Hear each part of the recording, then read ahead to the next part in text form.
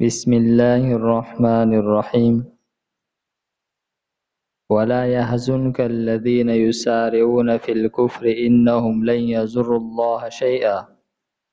يريد الله ألا يجعل لهم حظا في الآخرة ولهم عذاب عظيم. مخکې آیت مبارکه کې فرمایل چې دا شیطانان، دا کافران، منافقین دوی تاسو یری دا افرادو په زیاتوالي سره، په لښکرو جمع کولو سره، د اسلحې او د ټیکنالوژي په اعتبار سره، نو فرمایي چې د دوی نه مه یریږئ.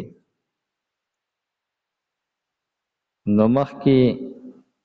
د نه یریدلو حکم و، دې آیت کې د خفګان یعنی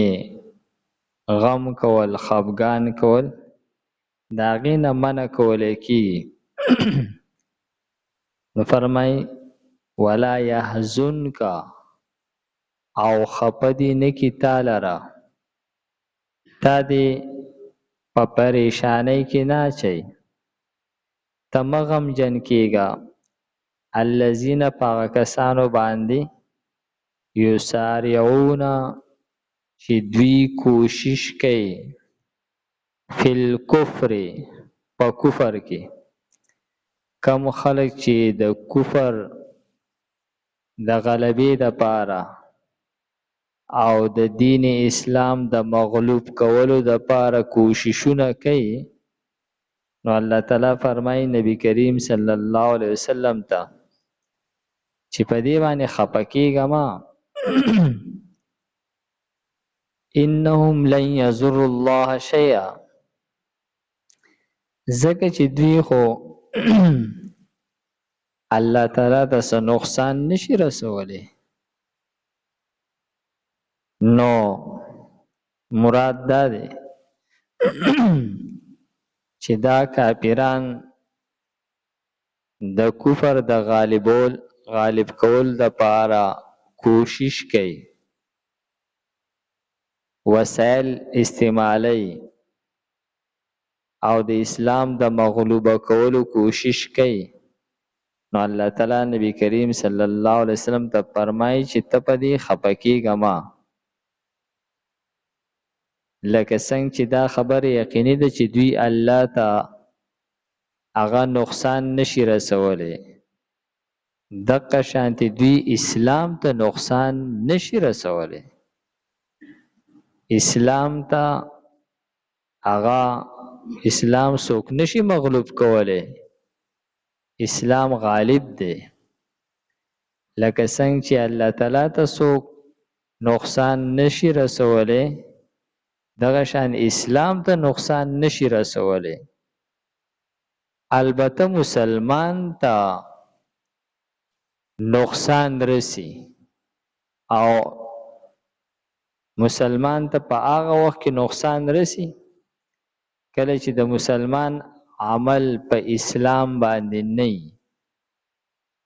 نو مسلمان ته نقصان رسولی شي، اسلام ته خو څوک نقصان رسولی نشي. لکه څنګه چې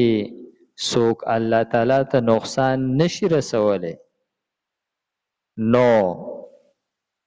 او مسلمان ته نقصان رسولی شي، لیکن هغه هم په دې شرط باندې چې کله مسلمان په اسلام باندې عمل نه کوي، نو که ته نقصان رسی، نو دا خو د هغه د عمل بدله ده، دته میلاویږي. په دې کې هم د خفګان ضرورت نشته دی. او اسلام ته یا هغه مسلمان ته چې په اسلام باندې پوره عمل کوونکی دی، هغه ته څوک نقصان نشي رسولی. نو فرمایي چې تا دې خفه نه کي هغه کسان چې دوی په کفر کې کوشش کوي، د کفر د غالبولو کوشش کوي او د اسلام د مغلوب کولو کوشش کوي. انهم لن یضروا الله، یقینا دوی هیڅ نقصان نشي رسولی الله تعالی ته شیئا د څه شي. دغه وجه ده چې څومره کافران دي هغوی د مسلمانانو د بېدینه کولو کوشش کوي، محنت کوي. د مسلمان د بېدینه کولو د کوشش او د محنت وجه دغه ده چې هغوی په دې خبره پوهېږي که مسلمان دینداري دی په دین باندې عمل کوي نو دته بیا کافر نقصان نشي رسولی. کافر دته اله نقصان رسولی شي چې کله دی په دین باندې عمل نه کوي. د دې وجې نه کافران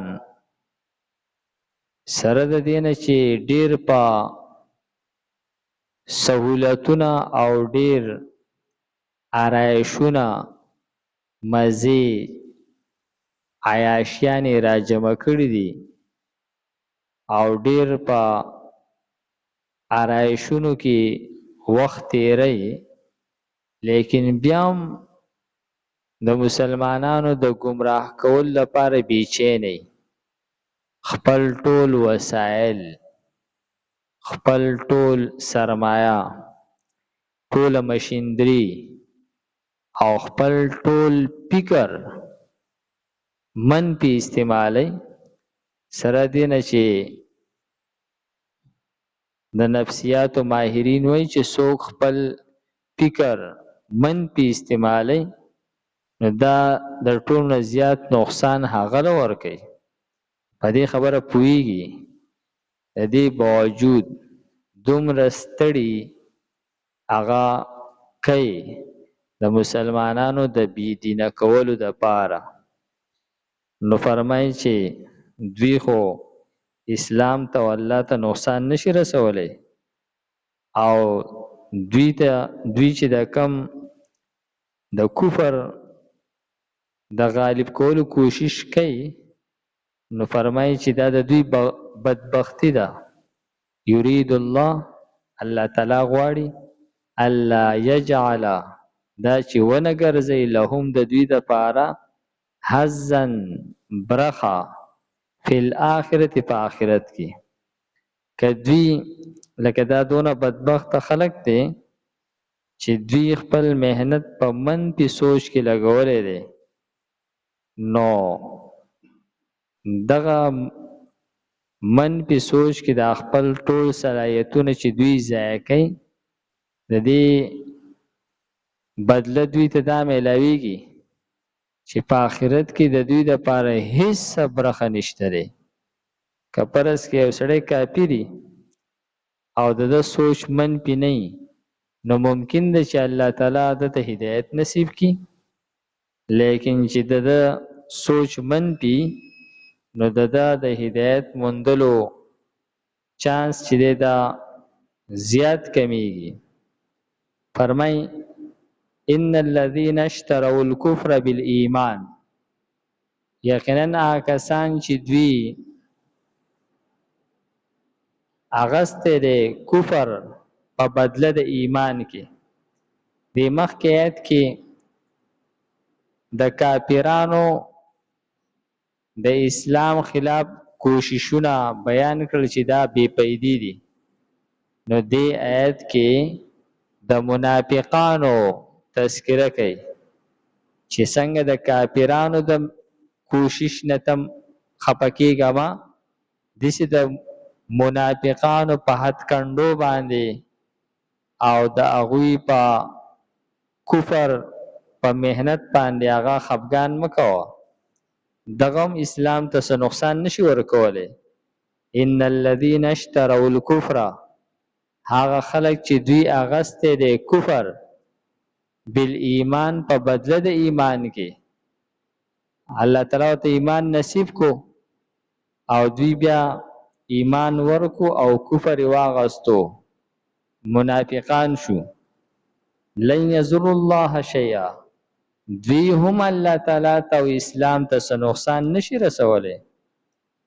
ولهم عذاب علیم، او د دوی د پاره دردناک عذاب دی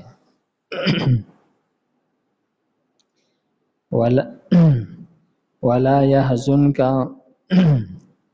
او هیڅ چره دی خپنه کی تعالی را الذين كسان يسارعون في الكفر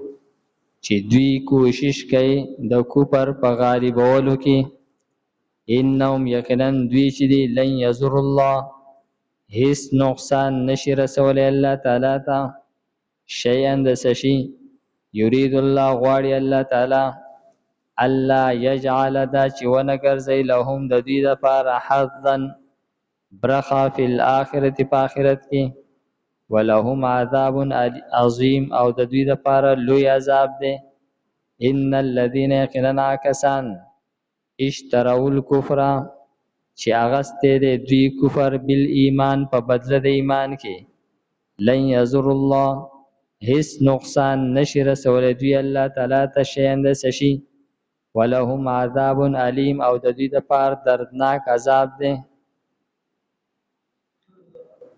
الحمد لله رب العالمين والعاقبة للمتقين والصلاة والسلام على خير خلقه محمد وآله وأصحابه أجمعين پروردگار زموږ دا ناسته په خپل دربار کې قبول کړي پروردگار د قرآن پاک سمجھ بوجھ را نصیب کړي د مرګ نه مخکې د عمل کولو توفیق راکړي پروردگار د ایران حفاظت وکړي پروردگار ته فتح نصیب کړي پروردگار امریکا او اسرائیل ذلیل او رسوا کړي پروردگار شکست او ناکامی د هغوی مقدر وګرځي پروردگار ټول مسلمانانو ملکونو اتفاق او اتحاد نصیب کړي پروردگار مونږه د کافرانو په ډله کې پروردگار ما شاملوي پروردگار مونږ د مسلمانانو د پاره پروردگار استعمال کړي پروردگار مونږ د کفر او د کافرانو د علایکار جوړېدل نه پروردگار زموږ حفاظت وکړي وصلی الله تعالی علی خیر خلقه محمد و آله و اصحابه اجمعین برحمتک یا ارحم الراحمین